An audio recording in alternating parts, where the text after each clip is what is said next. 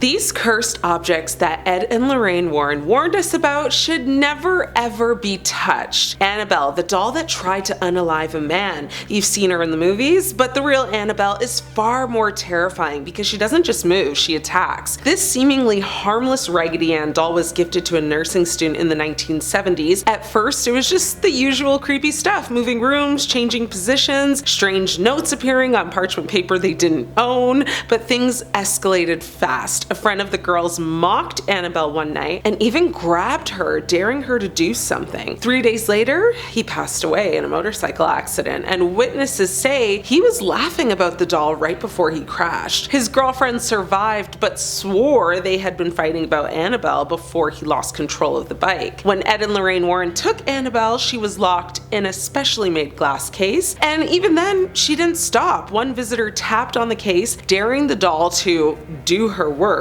Hours later, he crashed his motorcycle too. The Warrens say Annabelle doesn't forgive disrespect ever. So yeah, they definitely do not want you touching her or even tapping on her glass. The shadow doll, summon it in your sleep and you'll never wake up. This doll wasn't made for play, it was crafted for rituals. Its eyes are glass, its bones, real animal bones, and the feathers on its head are from sacrificial rites. The Warrens call it the shadow doll, now rumored to have been used in black magic. It's said that if someone photographs the doll and shows the image to another person, that person can have nightmares so vivid they can actually pass away in their sleep. One man reported waking up paralyzed, seeing the doll at the foot of his bed, even though he'd never seen it in person, only in a photo. He was hospitalized after suffering cardiac arrest the same night. Lorraine claimed that even being in the same room with the doll for too long gave her intense psychic attacks. It's now kept in a sealed container with prayers and protective symbols etched around it. Still, some say the doll likes to be looked at, so maybe don't stare too long. The Satanic Idol found in the woods, still whispering today.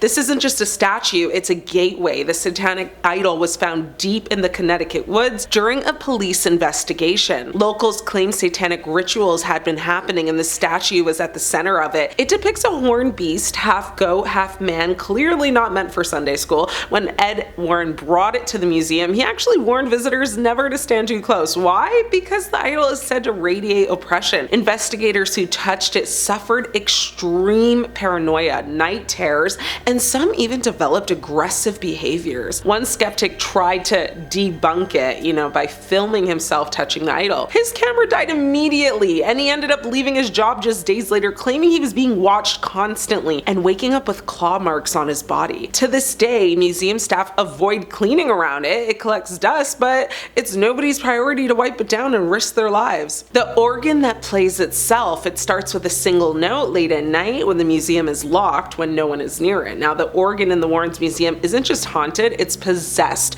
according to multiple accounts. Given to the Warrens by a family who swore the instrument would play on its own, even after they removed the power source, the organ continues to create eerie, discordant melodies with no explanation at all. One of the Warrens' former assistants said they once stayed late to document its behavior. Around 2:30 a.m., the organ started playing a very slow minor key that basically the air turned, ice cold, and the power just cut out. When the lights came back on, a single rose had appeared on the organ's bench, even though no one had been near it for hours. Ed believed the organ served as a conduit, calling, spirits to gather. Now, Lorraine never allowed it to be played, fearing what might answer. The cursed wedding dress, beautiful white laced with tragedy though. This wedding dress belonged to a woman named Anna Baker in the 1800s. Now, she was wealthy and in love with a poor man her father basically forbid her to marry. Now, her father locked her in the house, and Anna passed away very bitter, heartbroken, and alone. The dress was never worn, and ever since, it's moved on its own. When the dress was placed in the Warrens Museum, it started to rise off the hanger by itself,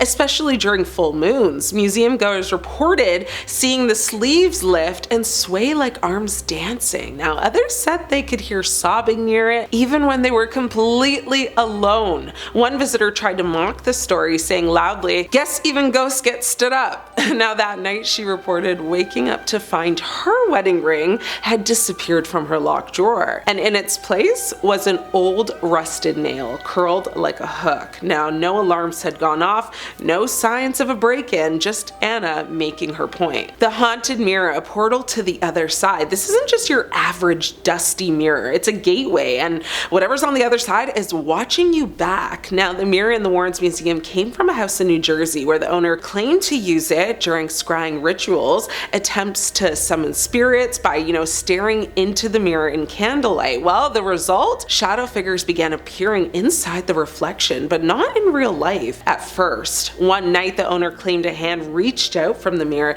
leaving behind burn-like fingerprints on his shoulder. Paranormal investigators brought the mirror to the Warrens. Now, it's now sealed, but to this day, some visitors claim to see faces in it that really aren't their own, and the wildest part, the room around the mirror often grows noticeably colder, but only from the reflection side. The Devil's Rocking Chair possessed during an exorcism. Now, this chair isn't famous for who sat in it, but for what entered the room while they did. The Devil's Rocking Chair is linked to the infamous Devil Made Me Do It case from 1981, if you remember that. It was during the exorcism of 11-year-old David Glatzel that Ed and Lorraine Warren witnessed the chair levitate, shake violently, and even launch itself across the room. Now, it's believed that while David was possessed, a demon attached itself to the chair, and when another boy, Arn Cheyenne Johnson, later sat in it, he was also cursed. That same year, Arn viciously unalived his landlord, claiming demonic possession as his defense in court.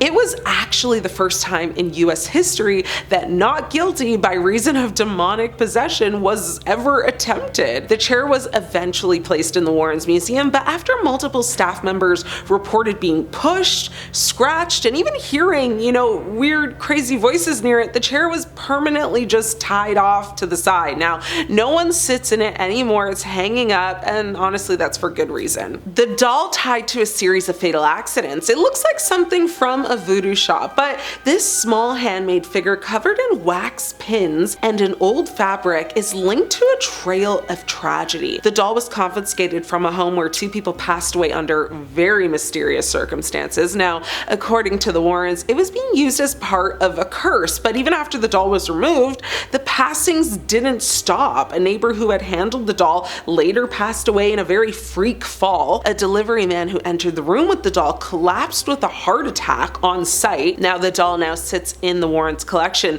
never to be touched without gloves, holy water, and a prayer. Lorraine refused to be in the same room with it alone. Visitors report feeling pressure in their chest and just unexplained dread near the display. There's actually no official name for this one, but amongst museum staff, it's simply called the Doll of Doom. Each one of these objects remains locked up behind glass, protected by blessings, crosses, and the energies of the Warrens' lifetime of spiritual defense. But make no mistake, these objects are still active, still watching, still waiting. The Warrens always warned, evil doesn't sleep, and it doesn't need to be invited. Sometimes it just needs to be touched. Thanks for watching. I'm your host Ashley. Until next time, stay scared. These super scary abandoned places hiding deep-rooted evil secrets are so spooky, you may want to watch this with a light on. Eastern State Penitentiary in Philadelphia, USA. This penitentiary is often described as a scary and haunted place, both for its dark history and reported paranormal activity. It's known for its creepy atmosphere and unsettling history of brutal punishments